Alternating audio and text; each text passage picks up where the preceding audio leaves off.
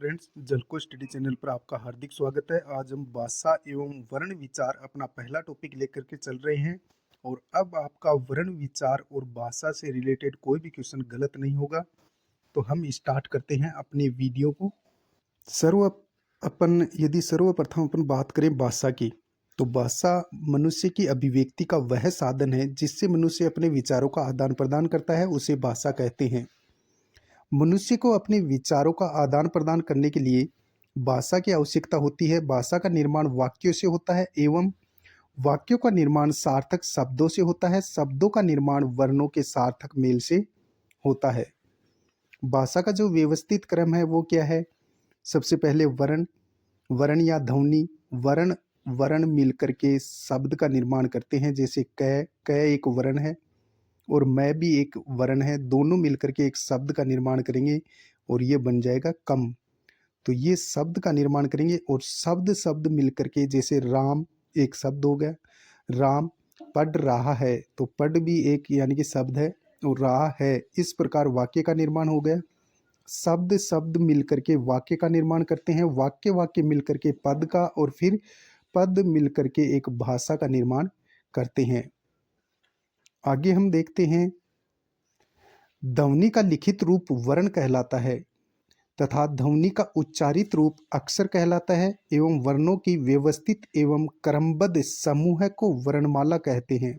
इसको आप ध्यान में रखेंगे, एग्जाम में पूछा भी गया है कि वर्णों के व्यवस्थित समूह को क्या कहते हैं, तो आप करके आना इसमें वर्णमाला, वर्णमाला कहते हैं। जिस वर्ण के कभी खंड नहीं होते उन्हें अक्षर कहते हैं। जैसे मान लो अ है, तो अ के और टुकड़े नहीं होते, तो ये एक अक्षर है। तो जिस वर्ण के कभी खंड नहीं होते, टुकड़े नहीं होते, उन्हें अक्षर कहते हैं। भाषा की सबसे छोटी इकाई ध्वनि, वो भी यानी कि उच्चारित या मौखिक। यदि आपको ये पूछा जाए कि भाषा की सबसे छोटी इकाई कौन सी है, तो आप वर्ण करके आओगे। और ये पूछा जाए कि भाषा की सबसे छोटी उच्चारित इकाई कौन सी है या मौखिक इकाई कौन सी है, तब ध्वनि या अक्षर करके आओगी। और भाषा की सबसे छोटी सार्थक इकाई यदि पूछी जाए तो वो शब्द होती है। भाषा की सबसे छोटी इकाई पूछी जाए तो वर्ण करके आओगे। और लिखित रूप से भी भाषा की सबसे छोटी इकाई कौन सी है? वर्ण है। और भाषा की सबसे छोटी मौखिक इकाई या उच्चारित इकाई कौन सी है? ध्वनि या अक्षर। भाषा की सबसे छोटी सार्थक इकाई शब्द होता है। इसको भी आप ध्यान में रखेंगे कि भाषा की सबसे छोटी सार्थक इकाई कौन सी होती है? शब्द होती है। अब हम देखते हैं कि वर्णमाला किसे कहते हैं। वर्णमाला, वर्णमाला पूर्व निश्चित निश्चित क्रम में व्यवस्थित लिखित समूह है, ध्वनि चिन्हों का समूह है, वर्णमाला कहलाता है। यानी क्रमबद्ध वर्णों का व्यवस्थित समूह है, वर्णमाला कहलाता है। हिंदी वर्णमाला में मूल जो वर्ण होते हैं वो तो 11 तो होते हैं स्वर, और 33 व्यंजन होते हैं। कुल हिंदी में वर्ण कितने होते हैं? 44 होते हैं, जिसमें 11 स्वर और 33 व्यंजन होते हैं। हिंदी वर्णमाला को दो भागों में बांटा गया है, एक तो होता है स्वर और एक होता है व्यंजन। हिंदी वर्णमाला में जो वर्ण होते हैं, वर्णों को दो भागों में विभाजित किया गया है, स्वर और व्यंजन के रूप में। वर्णमाला का तीसरा भाग अयोगवाह को माना जाता है। वर्णमाला का तीसरा जो भाग होता है वो अयोगवाह को माना जाता है। इसके अंतर्गत अ यानी कि अंग अनुस्वार, अ पर अनुस्वार, और है यानी विसर्ग, जो ये जो चिन्ह होता है ये विसर्ग का चिन्ह होता है, विसर्ग शामिल है। क्योंकि ये ना तो स्वर होते हैं और ना ही व्यंजन होते हैं। जो ये अ है और अ के ऊपर अनुस्वार है और साथ में अ है, फिर विसर्ग है, ये वर्णमाला में यानी कि ना तो ये स्वर होता है ना ये व्यंजन होते हैं। तो इन दोनों स्वरों को आप ध्यान में रखेंगे, ये अयोगवाह स्वर होते हैं। अब अपन सर्वप्रथम पढ़ेंगे स्वर, यानी कि वर्णों के दो भेद होते हैं, स्वर और व्यंजन। स्वर और व्यंजन सर्वप्रथम पढ़ेंगे स्वर। स्वर वे ध्वनियाँ जिनका उच्चारण स्वतंत्र रूप से किया जाता है, यानी कि वे ध्वनियाँ जिनका उच्चारण स्वतंत्र रूप से किया जाता है और किसी भी स्वर या व्यंजन का सहारा नहीं लिया जाता, तो उन्हें स्वर कहते हैं। अर्थात इसके उच्चारण में अन्य वर्णों की आवश्यकता नहीं पड़ती है। जैसे अ, आ, ई, ऊ, ए, आई, ओ, औ और री, ये कुल 11 स्वर होते हैं। हिंदी में कितने स्वर होते हैं? 11 स्वर होते हैं और 33 व्यंजन होते हैं। और स्वर भी दो प्रकार के होते हैं। स्वर हिंदी में कितने प्रकार के होते हैं? दो प्रकार के। एक तो होता है ह्रस्व स्वर और दूसरा होता है दीर्घ स्वर।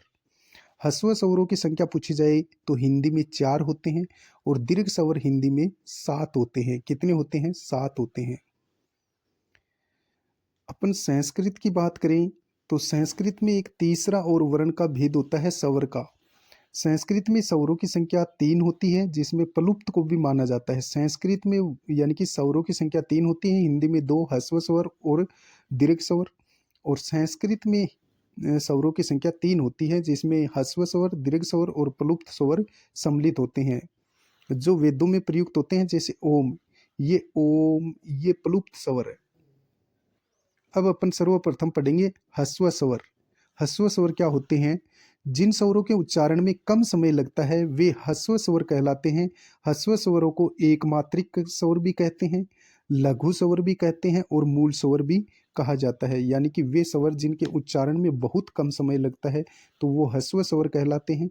ह्रस्व स्वरों को हम एक मात्रिक स्वर भी कहते हैं, लघु स्वर भी कहते हैं और मूल स्वर भी कहते हैं, जिनका चिन्ह खड़ीपाई होता है। ये खड़ीपाई है, ये लघु स्वर का चिन्ह होता है। जैसे हिंदी में 4 ही होते हैं कुल। हिंदी में ह्रस्व स्वर कितने होते हैं? हिंदी में 4। ए, ई, उ और री। ये 4 यानी कि लघु स्वर होते हैं, ह्रस्व स्वर होते हैं, एक मात्रिक स्वर होते हैं, ह्रस्व स्वर होते हैं। कौन से? ए, ई, उ, री। ये हिंदी में 4 ह्रस्व स्वर होते हैं। अब दीर्घ स्वर। दीर्घ स्वर जिन स्वरों के उच्चारण में लघु स्वरों से दुगुना समय लगता है अथवा 2 मात्रा का समय लगता है, उसे दीर्घ स्वर कहते हैं। इन्हें द्विमात्रिक स्वर या मिश्रित स्वर या संयुक्त स्वर या संधि स्वर या गुरु स्वर भी कहा जाता है। दीर्घ स्वर यानी कि स्वर के उच्चारण में लघु स्वरों की अपेक्षा ज़्यादा समय लगता है, दुगुना समय लगता है, तो वो दीर्घ स्वर कहलाते हैं। इन्हें 2 मात्रिक स्वर भी कहते हैं। इनमें 2 मात्रा का समय लगता है, इसलिए द्विमात्रिक स्वर भी कहते हैं।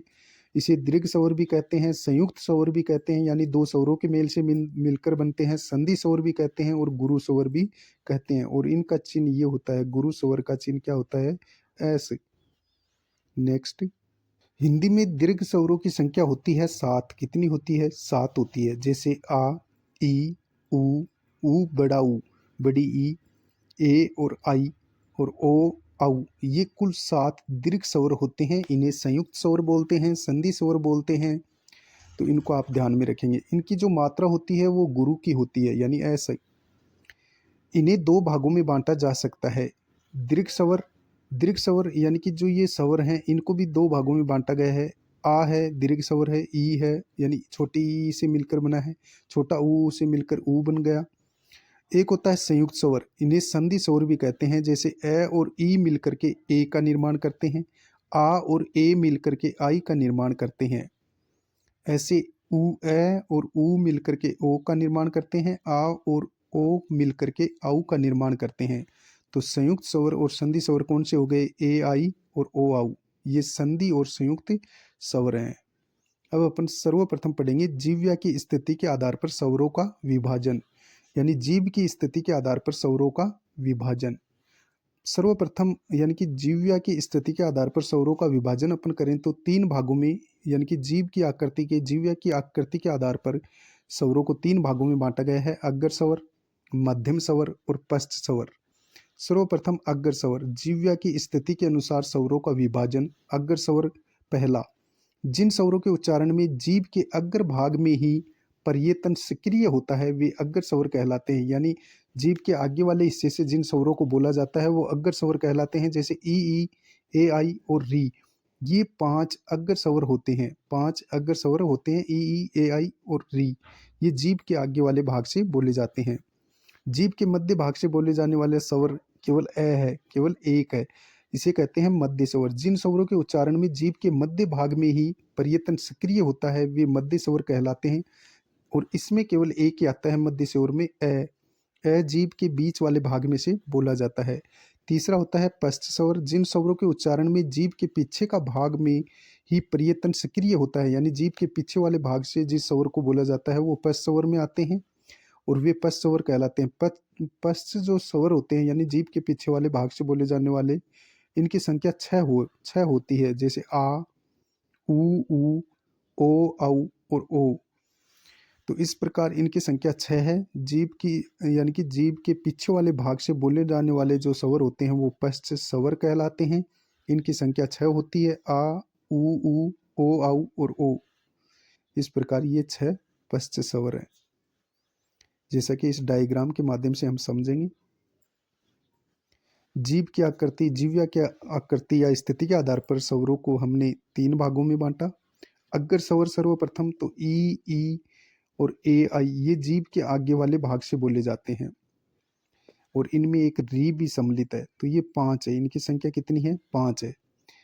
और पिछले भाग से बोले जाने वाले स्वर यानी कि इनकी संख्या छह है। तो ऊ, ओ, औ और ओ ये पश्च स्वर कहलाते हैं। जीभ के मध्य भाग से जो बोला जाता है वो ए स्वर है। केवल ए जो स्वर है ये जीभ के मध्य भाग से बोला जाता है। अब अपन पढ़ेंगे कि मुखाकृति के आधार पर स्वरों के भेद, यानी मुंह की आकृति के आधार पर स्वरों के कितने भेद हैं।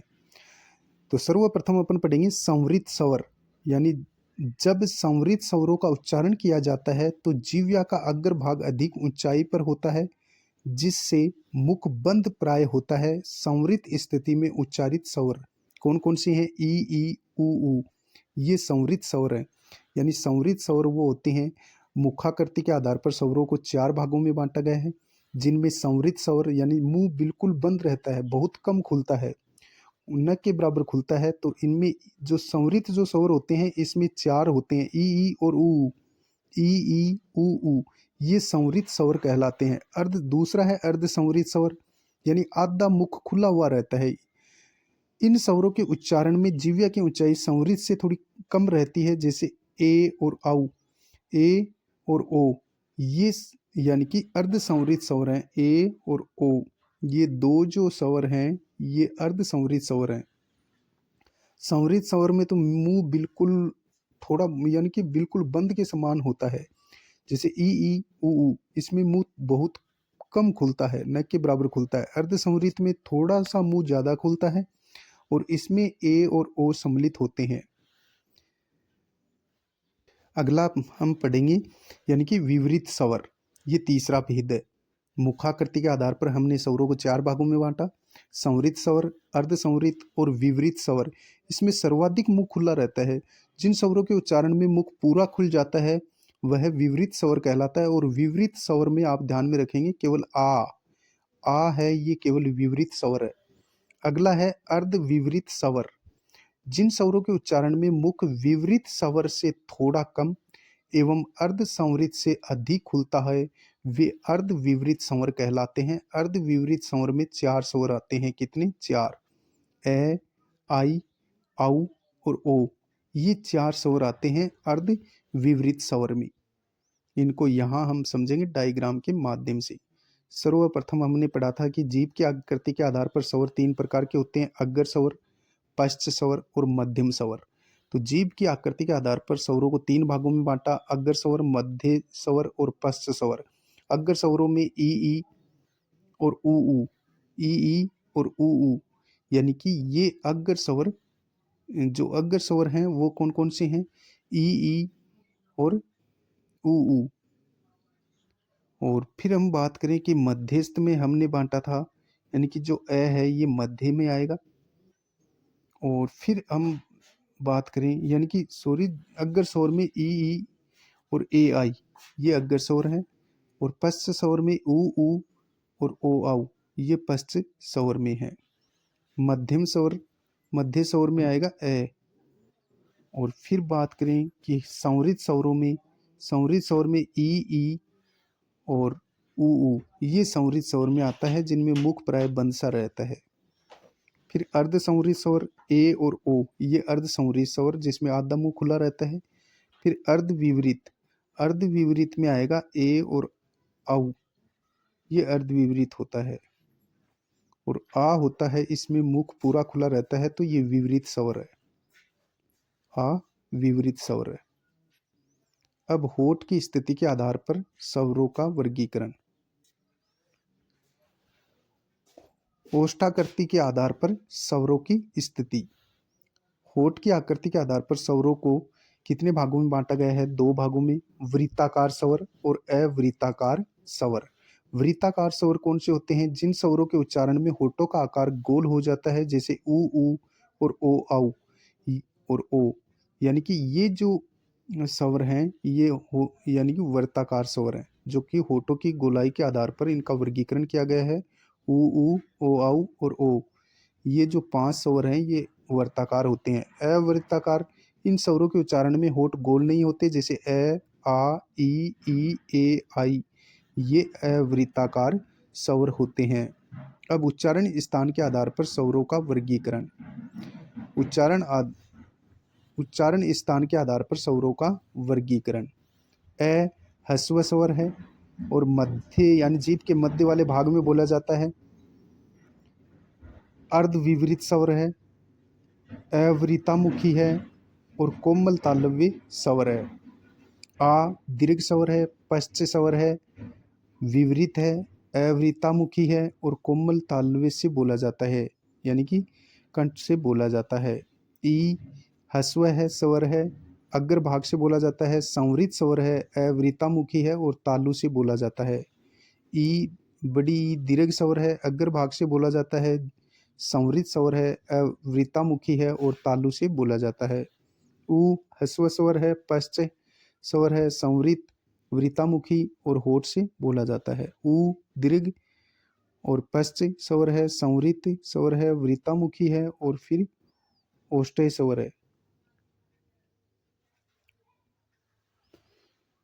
फिर बात करें आई, दीर्घ स्वर है, अग्र भाग से बोला जाता है जीभ की आकृति के आधार पर, और फिर अर्ध संवृत है मुखाकृति के आधार पर, और फिर यानी कि होठों की आकृति के आधार पर अवृतामुखी है और कंठ तालु से बोला जाता है, तो कंठ तालव्य स्वर है।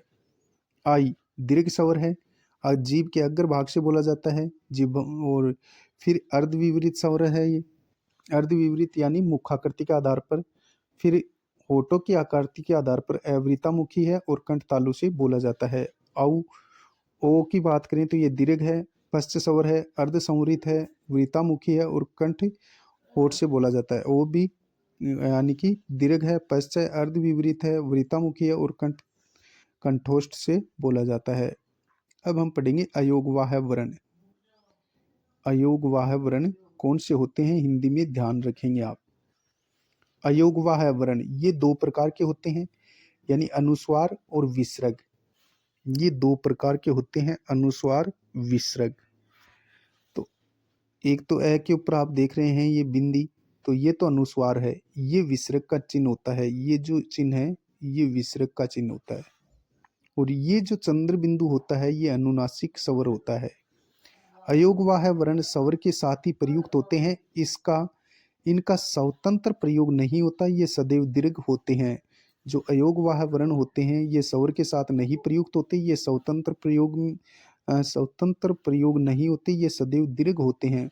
ध्यान रहे, अयोगवाह वर्ण का उच्चारण स्वर के बाद होता है। अयोगवाह वर्ण का उच्चारण हमेशा स्वर के बाद होता है। अब हम पढ़ेंगे अनुनासिक, जो कि चंद्र बिंदु लगती है। अनुनासिक वर्णों का उच्चारण मुख और नासिका से होता है, जैसे कांच, ढांचा। अनुनासिक वर्ण न तो ह्रस्व स्वर होता है और ना दीर्घ स्वर होता है। अनुनासिक जो स्वर होते हैं इनका विकास अनुस्वार से हुआ, अतः अनुस्वार अंगी मुख्य है, ये अंग है। इनका प्रयोग स्वर के साथ होता है, अनुस्वार का स्वतंत्र प्रयोग नहीं होता तथा उच्चारण स्वर के बाद होता है। केवल नासिका से उच्चारण होने के कारण इनको नासिक की ध्वनि भी कहा जाता है। मुख व नासिका से उच्चारित अनुनासिक सानुनासिक ध्वनि, जो यानी कि ए के ऊपर जो एक अनुस्वार होता है, अर्थात प्रत्येक वर्गीय व्यंजन का पंचम वर्ण अनुनासिक वर्ण होते हैं। अड़, अन, ये, न, म, ये अनुनासिक स्वर होते हैं, अनुनासिक वर्ण होते हैं। आगे हम बात करें सौनिम। सौनिम कौन सा होता है? सौनिम का प्रयोग केवल अंग्रेजी शब्दों में होता है, सिर्फ स्वर के साथ ही प्रयोग होता है, स्वर रहित व्यंजन के साथ प्रयोग नहीं होता, जैसे कॉलेज और मॉल। जो कॉलेज और मोल पर जो चिन्ह लगा हुआ है ये स्वनिम का चिन्ह है। क के नीचे देखो बिंदिया लगी हुई, ख के नीचे भी बिंदिया और ग के नीचे भी बिंदिया और ज के नीचे भी बिंदी और फ के नीचे भी बिंदी। ये नुक्ता का प्रयोग उर्दू में राजस्व प्रसाद सितारे हिंद ने करवाया, यानी इसे नुक्ता बोलते हैं। क्या बोलते हैं? नुक्ता। जो क के नीचे जो नीचे बिंदी लगी हुई है, इस बिंदी को बोलते हैं नुक्ता। तो नुक्ता का प्रयोग हिंदी में किसने किया था सर्वप्रथम? राजस्व प्रसाद सितारे हिंद ने। ये फारसी से आगत व्यंजन है। कौन कौन से आगत व्यंजन कहलाते हैं? तो हिंदी में आगत व्यंजन ख, ख के नीचे जो नुक्ता लगा हुआ है और फिर क, ख, ग, ज और फ, ज, फ, क, ख, ग, ज, फ, ये यानी कि आगत व्यंजन कहलाते हैं, जो कि फारसी भाषा से आए हैं। इन पांचों वर्णों को विदेशी ध्वनियों के अंतर्गत शामिल किया जाता है। आगे हम पढ़ेंगे व्यंजन। व्यंजन व्यंजन वे वर्ण जिनका उच्चारण करते समय हवा आबाद गति से मुख विवर से नहीं निकलती, वर्ण उनमें पूर्ण या अपूर्ण अवरोध होता है, व्यंजन कहलाते हैं। आप सीधा सा याद रखो, जिन वर्णों का उच्चारण स्वरों की सहायता से किया जाता है वे व्यंजन कहलाते हैं। व्यंजनों की संख्या हिंदी में 33 होती है। सर्वप्रथम अपन बात करें स्पर्शी व्यंजन। स्पर्शी व्यंजन का दयो मावसाना स्पर्शा संस्कृत में, यानी क से लेकर मैं तक जो वर्ण होते हैं, क से लेकर जो मैं तक जो वर्ण होते हैं, इनकी संख्या 25 है और ये स्पर्शी व्यंजन कहलाते हैं। क, ख, ग, घ, घ, ड, च, छ, ज, झ, ट, ठ, ड, ढ, ढ, न, त, थ, द, ध, ध, न, प, फ, ब, भ, म, ये मैं, यानी कि ये स्पर्शी व्यंजन कहलाते हैं और इनकी संख्या कितनी होती है? 25, याद रखेंगे आप। दूसरा होता है अंतस्थ वर्ण, ये, र, ल, व, ये अंतस्थ वर्ण कहलाते हैं। फिर उत्सम व्यंजन। अंतस्थ व्यंजन कौन से हो गए? ये, र, ल, व। अंतस्थ व्यंजन ये, र, ल, व और उत्सम व्यंजन होते हैं स, है, ये उत्सम व्यंजन है। संयुक्त व्यंजन कौन से हैं? सरय। सरय किसके योग से बना है? स हलंत कर दो और रै, इसके योग से सरय बना है। त्रय, तय और रै के योग से। जे, जे किसके योग से बना है? जय और ये के योग से जेम बना है। और सरय, इस प्रकार यानी कि ये जो वर्ण है ये संयुक्त वर्ण है, दो वर्णों के मेल से बने हैं, तो ये संयुक्त व्यंजन है। ध्यान रहे, क्षय, त्रय, जे, श्रय संयुक्त व्यंजन होने के कारण मूल व्यंजन में नहीं गिने जाते, यानी कि व्यंजनों की संख्या 33 होती है हिंदी में, तो ये संयुक्त व्यंजन जो होते हैं क्षय, त्रय, जे और श्रय ये नहीं गिने जाते हैं। एवं अडय डय को द्विगुण व्यंजन कहते हैं। अडय और डय, यानी कि ये अडय और डय, इनके नीचे जो बिंदी लगी हुई होती है इनको द्विगुण व्यंजन कहते हैं। अडय और डय से कोई भी शब्द आरंभ नहीं होता है हिंदी में, और इनको ताड़नजात या उत्क्षिप्त व्यंजन भी कहते हैं। इसको भी आप याद रखोगे, ताड़नजात और उत्क्षिप्त वर्ण भी कहते हैं। अब संयुक्त व्यंजन हम पढ़ रहे थे, तो संयुक्त व्यंजन देखो, क्षय कैसे बना है? क और क के नीचे हलंत, फिर स के नीचे हलंत और फिर ए, इनके योग से क्षय बना है। तरय किसके योग से बना है? तय के नीचे हलंत, फिर रै के नीचे हलंत और फिर ए, इनके योग से त्रय बना है। जे और ये और ए के योग से बना है श्रय, स और रै और ये ए के योग से श्रय बना है। प्रयत्न के आधार पर व्यंजनों को निम्न भागों में विभाजित किया गया है। स्पर्शी, क से मैं तक कुल 25 वर्ण होते हैं स्पर्शी। संग्रही और उत्सम, जो संग्रही व्यंजन बोल दो या उत्सम व्यंजन बोल दो, तो इनकी संख्या 4 होती है। स है।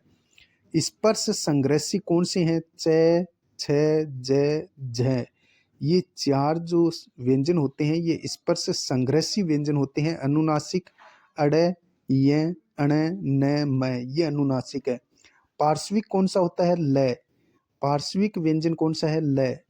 ये आ गया वो उत्क्षिप्त या द्विस्पृष्ट भी बोलते हैं, इसे ताड़नजात भी बोलते हैं। अडय और डय, यानी कि हिंदी में कोई भी शब्द इनसे प्रारंभ नहीं होता है, इन्हें अडय और डय को बोलते हैं उत्क्षिप्त, द्विस्पृष्ट और ताड़नजात कहते हैं।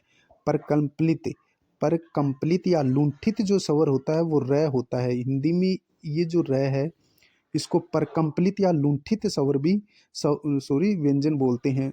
परकम्पलित व्यंजन या लुंठित व्यंजन किसे बोलते हैं? रे को। ईषत् स्पृष्ट संघर्षहीन और अर्ध स्वर किसे कहते हैं? ये और वह को। ये और वह को अर्धस्वरी भी बोलते हैं, अर्धस्वर, संघर्षहीन भी बोलते हैं और ईषत् स्पृष्ट भी बोलते हैं। किसको? ये और वह को। आगे हम देखते हैं उच्चारण के आधार पर, उच्चारण स्थानों के आधार पर स्वर और व्यंजनों का वर्गीकरण।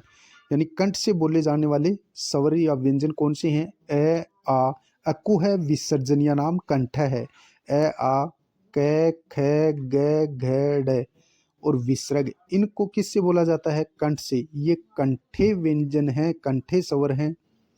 तालु, तालु कौन से वर्ण में तालु वर्ण कौन कौन से होते हैं? इच्वेसा नाम तालु, ई च छ ज ज ज और ये और स पहला, ये तालु वर्ण है। मूर्धन्य वर्ण कौन से हैं? री, रिटूर साना नाम मूर्धा, री और ट ठ ड ढण और अड़ और ढ और रे और स, ये मूर्धन्य व्यंजन है। दंते व्यंजन कौन से हैं? त थ द द धन और ल और तीसरा स, ये दंते हैं। ओष्टे, उपपदिया नाम ओष्टो, उ प फ ब भ में, ये ओष्ट से बोले जाते हैं। कंठ तालु वर्ण कौन से हैं? बहुत बार पूछा गया है। इनमें से कौन सा कंठ तालु व्यंजन है, कौन सा कंठ तालु वर्ण है? तो ए और आई आप ध्यान में रखेंगे, ए और आई कंठ तालु से बोले जाते हैं। ओ आउ, ये कंठोष्ट हैं। कंठ और होठ से बोले जाने वाले जो वर्ण होते हैं वो कंठोष्ट कहलाते हैं। तो ओ आउ कंठोष्ट हैं। दंतोष्ट, वकारस्य दंतोष्ट, यानी केवल वह वर्ण होता है, ये दांत और होठ से बोला जाता है, इसे दंतोष्ट कहते हैं। और ओ यानी वकारस्य दंतोष्ट, दांत और होठ से जो बोला जाता है वो वह है। वत्सर्य, वत्सर्य व्यंजन हिंदी में कौन से होते हैं? वत्सर्य वर्ण ज और स, ये वत्सर्य व्यंजन है। नासिके, अड़, य, ण, न, म, ये जो 5 जो स्वर होते हैं, यानी जो अनुस्वार जो ऊपर लगता है, ये नासिके व्यंजन होते हैं, नासिके वर्ण होते हैं।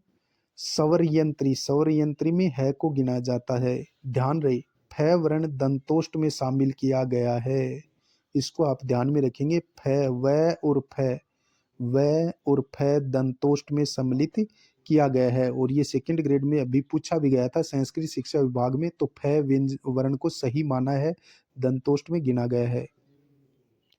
आगे हम पढ़ें, स्वर तंत्री में कंपन के आधार पर व्यंजनों का वर्गीकरण, यानी इन्हें 2 भागों में बांटा गया है, घोष और अघोष। अघोष और घोष, यानी संघोष भी बोल दो या घोष बोल दो। सर्वप्रथम पढ़ेंगे अघोष।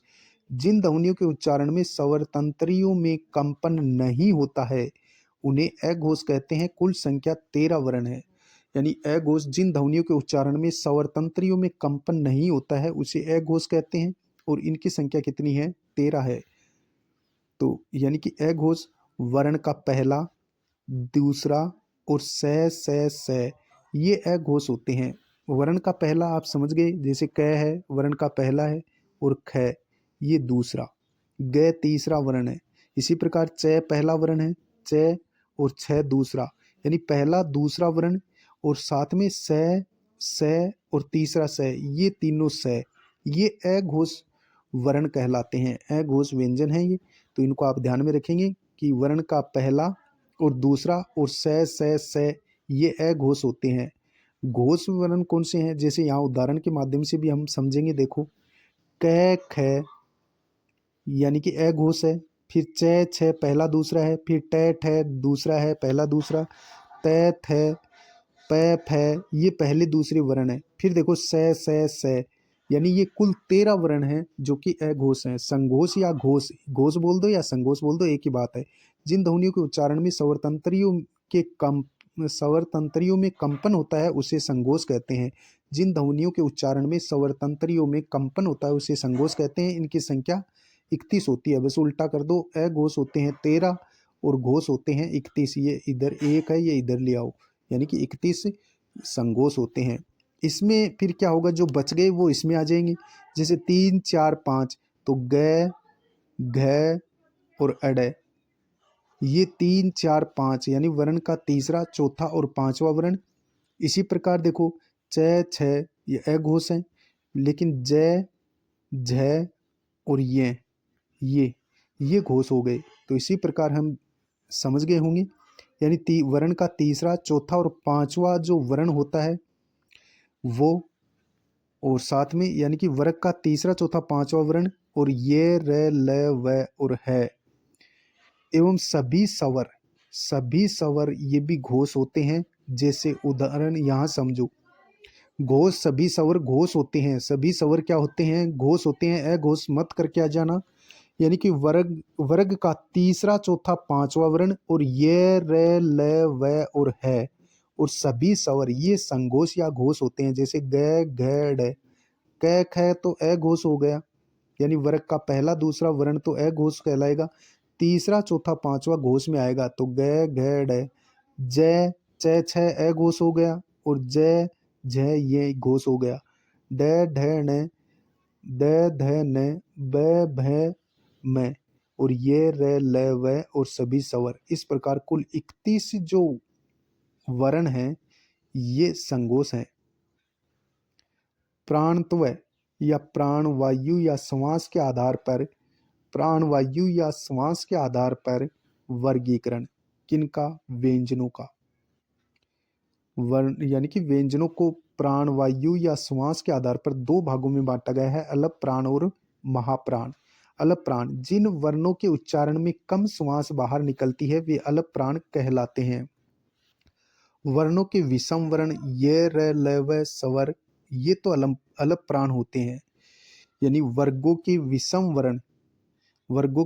वर्ण का मतलब 1 3 5 यानी क ग और अड विषम वर्ण और ये र ल व और स्वर यानी कि सभी स्वर ये सभी अलप प्राण होते हैं।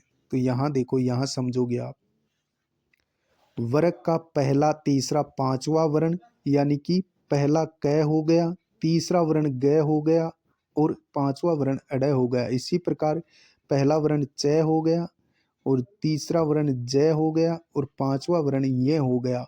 तो पहला, तीसरा, पांचवा वर्ण और ये र ल व एवं सभी स्वर कितने हैं? 11। ये सभी अलप प्राण कहलाते हैं, अलप प्राण कहलाते हैं। अब अपन बात करें महाप्राण की। महाप्राण जिन स्वरों के उच्चारण में अधिक समास की आवश्यकता होती है महाप्राण कहलाते हैं। महाप्राण को हम देखें तो यानी कि वर्ग का दूसरा और चौथा वर्ण, वर्ग का दूसरा चौथा वर्ण और स है ये महाप्राण होते हैं। वर्ग का दूसरा और चौथा कैसे? जैसे मान लो क है, क अलप प्राण है, लेकिन ख और घ। इसी प्रकार च छ छ और झ। इसी प्रकार ट ठ ढ में ठ और ढ ये किस में आएंगे? ये महाप्राण में आएंगे। यानी वर्ग का दूसरा और घ क्या हो गया? चौथा।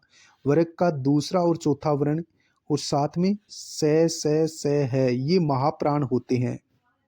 लेकिन ध्यान रखना है, ध्यान रहे सभी स्वर संघोष या घोष एक ही बात है। सभी स्वर घोष होते हैं, अलप प्राण होते हैं। सभी स्वर यानी ए आई उ ए आई ओ औ अंग अ है, ये सभी स्वर जो होते हैं ये घोष होते हैं और अलप प्राण होते हैं। इनको आप ध्यान में रखोगे। नेक्स्ट यहाँ हम डायग्राम से समझेंगे, बिल्कुल समझ में आएगा। उच्चारण स्थान देखो, पहले नासिका से बोले जाने वाले ए के ऊपर अनुस्वार दे रखा है तो अनुस्वार अड़े य अण न म ये नासिक के वर्ण हैं। मूर्धन्य वर्ण कौन से हैं? री और ट वर्ग दे दिया इसने तो ट ठ ड ढ ण और स ये मूर्धन्य वर्ण है। तालु यानी तालव्य भी बोल दो या तालु बोल दो। तालु से बोले जाने वाले ई च वर्ग च छ ज झ ये और ये और स ये तालु से बोले जाते हैं। कंठ और तालु से बोले जाने वाले यानी कंठ तालु वर्ण हो गए ए आई। इधर देखो वत्सर्य, वत्सर्य में स और ज आता है। दंते वर्ण कौन से हैं? त थ द ध न और स ये दंते वर्ण हैं। और दंतोष्ट वर्ण कौन से हो गए? व और फ, व और फ, व और फ दंतोष्ट हैं, दांत और होठ से बोले जाते हैं। ओष्ठ्य वर्ण कौन से हो गए? तो ओष्ठ्य वर्ण देखो जो होठ से बोले जाते हैं उ प फ ब भ भ म ये हो गए होठ से बोले जाने वाले। और होठ और कंठ से बोले जाने वाले जो वर्ण हैं यानी कंठोष्ठ जिन्हें हम कहते हैं वो आउ ओ और औ वर्ण जो होते हैं वो कंठोष्ठ होते हैं। कंठे वर्ण अकु है, विसर्जनीय नाम कंठ है, यानी ए, आ और ए के आगे विसर्ग तो विसर्ग, क, ख, ग, घ, ड और है, ये कंठे वर्ण कहलाते हैं। अब भाषा के विशेष तथ्य जो कि एग्जाम में बहुत बार पूछे गए हैं, इनको हम देखते हैं। भाषा के विशेष तथ्य, वर्णों का प्रयोग ध्वनि चिन्हों, लिपि चिन्हों दोनों रूप में होता है। अनुस्वार, ए के ऊपर जो अनुस्वार है, अनुस्वार व विसर्ग, विसर्ग का चिन्ह ये होता ही है। दोनों ध्वनियां न तो स्वर है और न ही व्यंजन है, इन दोनों के साथ योग नहीं है, अतः ये अयोगवाह कहलाती है। यानी अंग अ है, ये अयोगवाह वर्ण कहलाते हैं। तो आप ध्यान में रखेंगे, ये ना तो स्वर होते ना व्यंजन होते, एक तो ये और एक ये अंग अ है, ये अयोगवाह वर्ण कहलाते हैं। अनुस्वार नासिक के व्यंजन भी हैं, इनका प्रयोग स्पर्श व्यंजन के प्रत्येक वर्ग के पंचम अक्षर के रूप में किया जाता है। जैसे क, ख, ग, घ, ढ, तो अड़, य, अण और न और मैं, ये नासिकी हैं, यानी कि वर्ग का पांचवा वर्ण नासिकी वर्ण कहलाता है। आगे हम देखें तो मात्राएं स्वरों के चिन्ह हैं जिन्हें व्यंजनों के साथ लिखा जाता है। अ स्वर को छोड़कर सभी के लिए मात्राएं हैं, इसलिए अ को अदृश्य मात्रा वाला स्वर कहा जाता है। अतः कुल मात्राएं 10 हैं। कुल मात्राएं कितनी हैं हिंदी में? 10। एक या अधिक ध्वनियों का उच्चारण यदि एक झटके से होता है तो उन्हें अक्षर कहते हैं। एक या अधिक ध्वनियों का उच्चारण एक झटके से जब किया जाता है तो उसे अक्षर कहते हैं। किसी शब्द के उच्चारण में किसी अक्षर पर जो बल दिया जाता है उसे बलाघात कहते हैं। हिंदी वर्णमाला में मूल वर्ण पूछे जाएं तो 44 हैं, जैसे 11 स्वर हो गए, 33 व्यंजन। संयुक्त व्यंजन सहित कुल वर्ण 48 होते हैं। अक्षय त्रय जय को इनको मिलाकर के अक्षय त्रय जय और स्र 44 में 4 मिलाएंगे तो 48 हो गए, तो कुल 48 हो जाएंगे संयुक्त व्यंजन को मिलाएंगे तो। अयोगवा है द्विगुणित सहित हिंदी में कुल वर्ण 52 होते हैं, जिसमें 44 तो हो गए मूल वर्ण, 4 हो गए संयुक्त क्षय त्रय जय और श्रय, और 2 हो गए द्विगुणी अड़य और डय, और 2 हो गए अयोगवा है अंग अह, ये अयोगवा है। यदि इन सभी को मिलाएं तो हिंदी में कुल वर्ण कितने हो गए? 52 होते हैं। व्यंजन वर्णों की संख्या कितनी है हिंदी में? 33 है। कितनी है? 33। स्पर्श व्यंजन हमने बताया कि 25 का दयो माव साना स्पर्शा है, कैसे मैं तक जो वर्ग में वर्ण आते हैं वो 25 हैं, इन्हें स्पर्श बोलते हैं। अंतस्थ व्यंजन 4 होते हैं, ये र ल व। उत्सम व्यंजन भी 4 होते हैं, स है, ये उत्सम होते हैं, तो ये भी 4 होते हैं। भाषा की सबसे छोटी लिखित इकाई वर्ण होती है, और ये पूछा जाए भाषा की सबसे छोटी इकाई कौन सी है तो भी आप वर्ण ही करेंगे। और मौखिक इकाई पूछी जाए तो अक्षर या ध्वनि करेंगे, तथा सार्थक इकाई शब्द है। भाषा की सबसे छोटी सार्थक इकाई पूछी जाए तो वो शब्द होगी। सार्थक यानी शब्द का कोई न कोई अर्थ निकलता है, इसे सार्थक कहते हैं, तो वो शब्द होती है। विसर्ग, विसर्ग का उच्चारण अह के समान होता है। NCERT के अनुसार न से ज र ल का उच्चारण स्थान वत्सर्य माना गया है, तो इसको ध्यान में रखेंगे। नस्ल नस्ल और जर, न से ल नस्ल और जर, इनका उच्चारण स्थान वत्सर्य माना गया है। तो आज के लिए बस इतना ही, मिलते हैं नेक्स्ट वीडियो में, तब तक के लिए जय हिंद जय भारत।